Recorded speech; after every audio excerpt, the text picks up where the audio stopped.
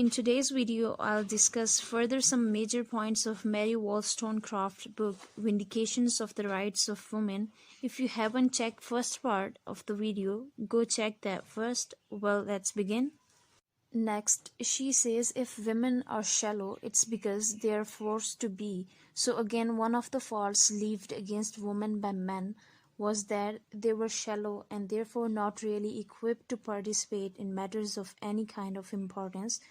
And Mary Wollstonecraft says, well, if that's true, then that's because that's how you forced us to be, or you raised us to be. She says that you taught them from their infancy that beauty is a woman's scepter, meaning power.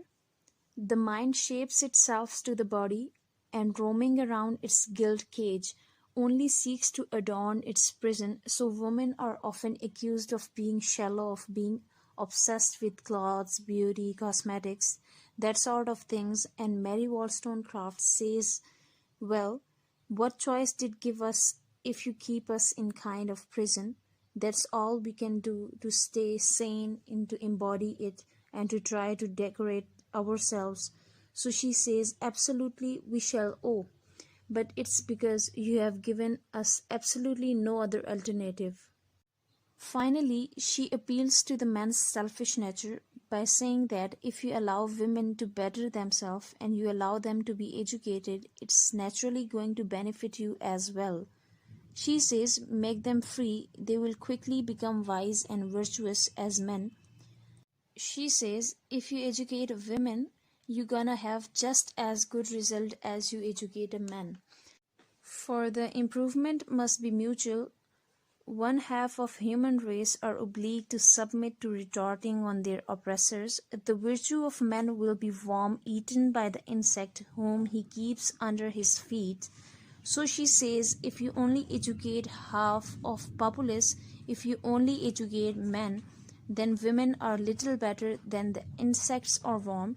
Not only they can support men, but they actually will be kind of detriment, and then there are these worms eating insect under the men's feet. And so if we educate women, then they won't be hindrance to men, but will in fact be benefit.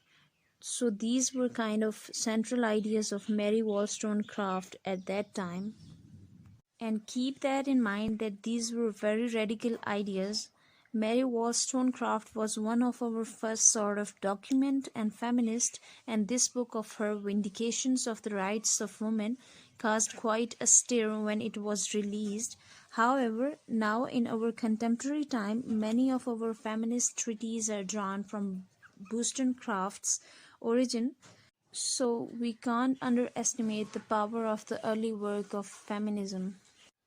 Thank you so much. If this video was helpful, give it big thumbs up and subscribe my channel.